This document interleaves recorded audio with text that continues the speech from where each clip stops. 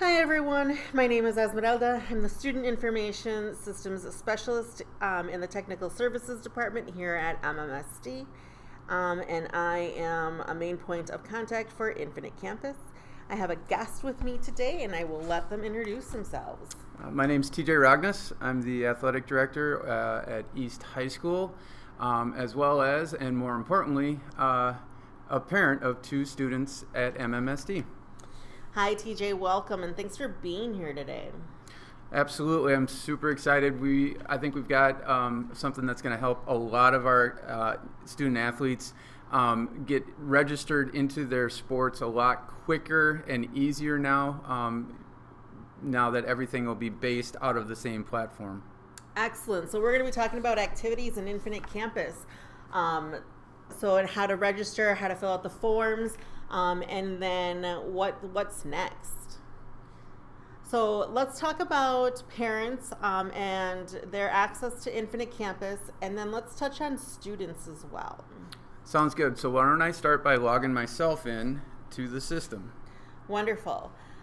So we do notice that we have a campus parent portal where parents will log in and they will get themselves set up for their children to sign up for the athletics. And we also do notice that there is a login for students so they can also fill out forms as well, because, correct me if I misspeak, parents and students need to fill out forms as well in order to have them completed, yes? That is absolutely correct. The parents generally need to start the process, and then the students will finish the process. It's important that we recognize that a student and a parent need to do something for every single season in order to participate. So if you have a student athlete that's going to play in the fall, the winter, and the spring, they need to sign up for the fall, the winter, and the spring seasons. So all of our student athletes and their families are going to get real familiar with this program as they go through their several years of playing sports with us in high school. How exciting. So here we can see that this is the campus parent portal because it says campus parent. And it is interchangeable on this page to log in as a campus student as well. And you know that you're on the campus parent or student because it says right on the top campus parent or student. So let's go ahead and get you logged in.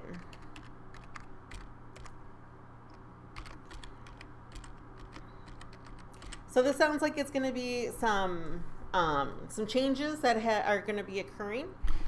Yeah, it is. It's going to be different than it's been in the past. I had mentioned earlier that it's all combined into the same portal now, where in the past we had to kind of dance back and forth between 2 and 3 different websites and fill in forms at different spots and different places. This will eliminate all that. It'll become a one-stop shop in a program that most of our families and all of our students are going to be already familiar with. How exciting.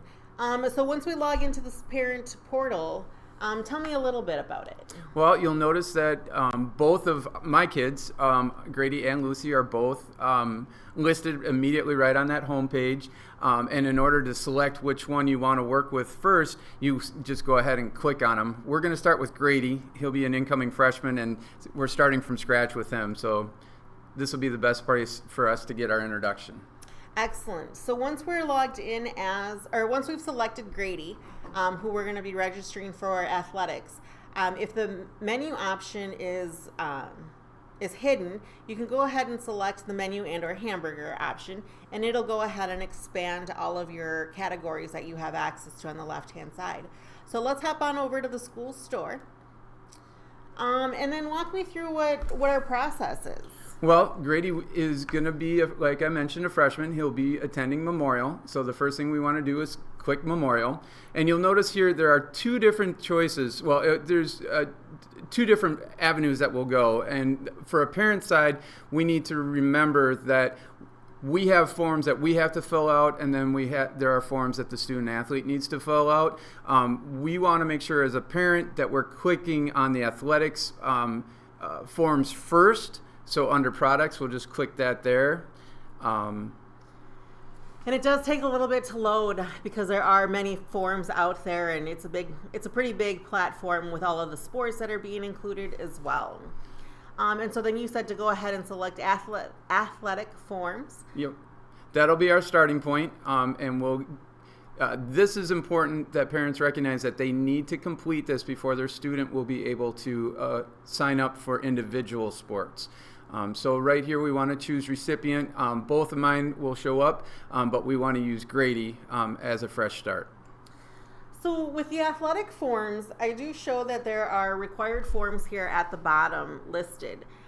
Is this different than from the baseball, basketball, and other platforms that we're seeing, or other options that we're seeing on the left-hand side? That's really a great point. Yes, these are very different than you will see. These are general requirements to participate in sports as the student athlete. It's required of all student athletes and their families that they complete all of these forms.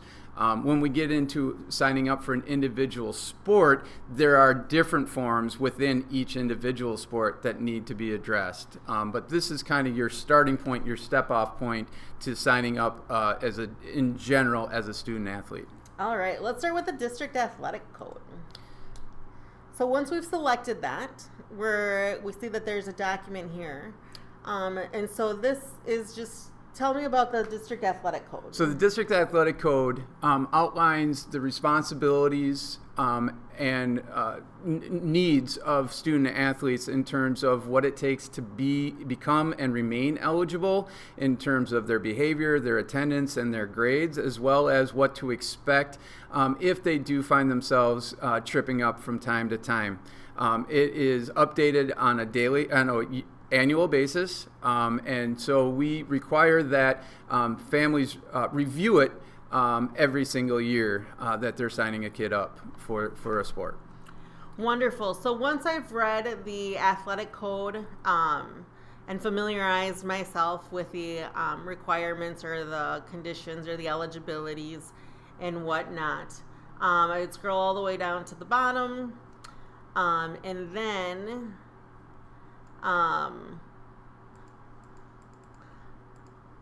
I would go ahead and close it out to indicate that I have read the document. So once I go back to the athletic forms in the parent, I can see that the required forms for the district athletic code has since been completed. Let's move on to the authorization for release of medical information. And I saw that it's a guardian signature required. So once we open this up, I see that it populates some information in there as well. So that's going to save you as a parent some time of typing. So that looks helpful. So tell me a little bit about the authorization for release of medical information. This just allows us to make sure that our assigned athletic trainers at each of the high school who are responsible for the health and welfare of our student athletes while they're at practice and while they're at competitions have the access to the medical information that they need should, in the off chance something happen to their student or to your student without any delay, so that they can get the care they need immediately. All right, so once you verified all of the information is correct, we'd scroll down to the bottom of the page and we'd go ahead and click here to sign or decline. So it is important that we sign the form because if we declined it, would my child still be able to participate? No, without that information, we cannot allow a student athlete to be a part of a team. All right, so I think I'm going to go ahead and sign that. On your behalf, of course. Yeah, thank you very much. You're welcome. And then we must submit the form, correct? Yeah, make sure you hit submit. Save will just allow you to come back and review it later, but it will not move us forward in the process of signing up your student athlete. Excellent. So coming back to the athletic form, my signature is complete. Excellent, and we're moving along quite fastly here. So the next form I see here is the parent form. And for those that have seen, that have students that have participated in the past, this is a very similar form to what you've already signed off on. It's just all condensed into one place.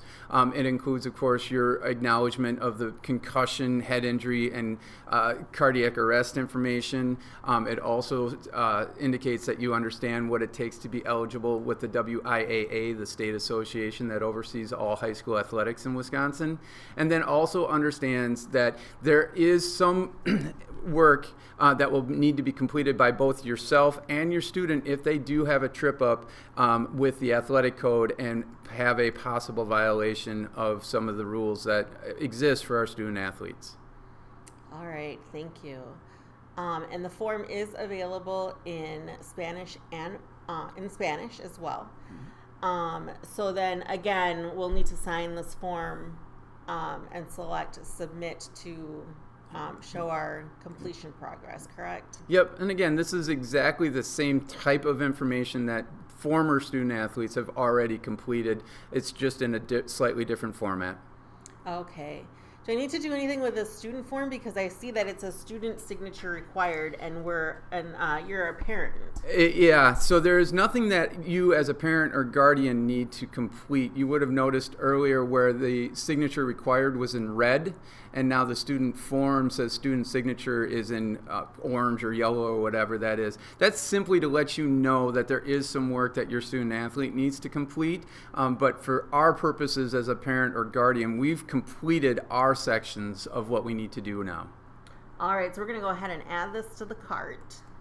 And it's important also that when we add it to the cart, you'll notice that there will be asking you for a payment. Don't worry about that for now.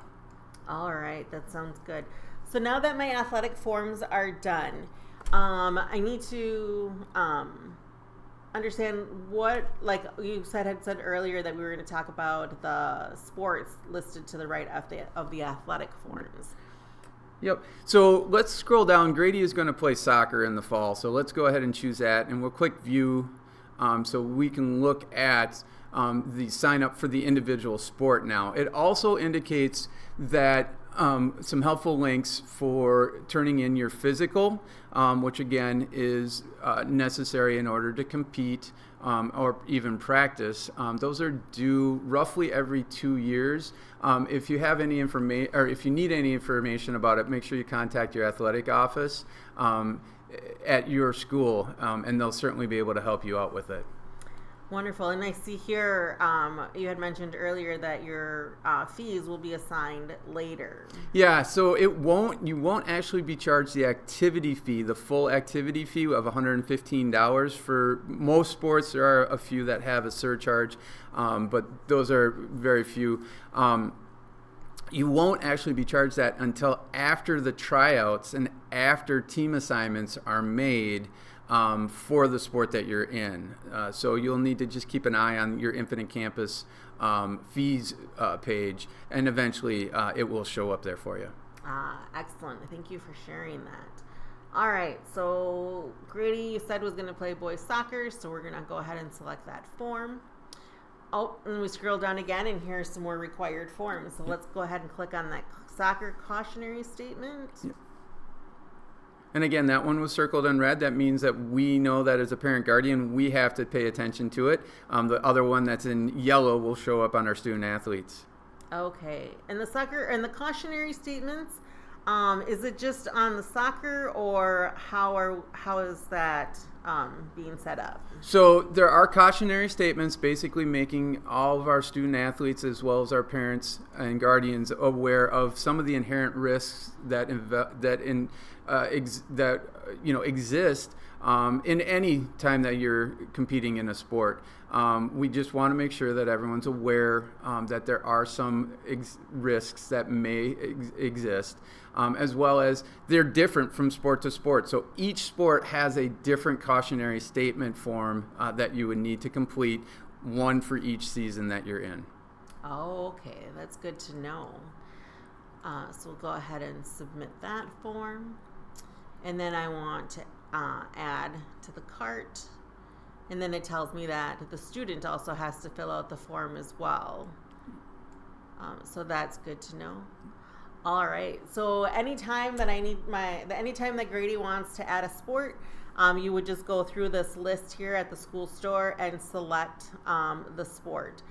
Do I have to do, or do you have to do the athletic forms as a parent for every sport, or? No, the athletic forms you do one time a year. That is the only time at the beginning of the year or at the beginning of the first season that your student athlete participates in.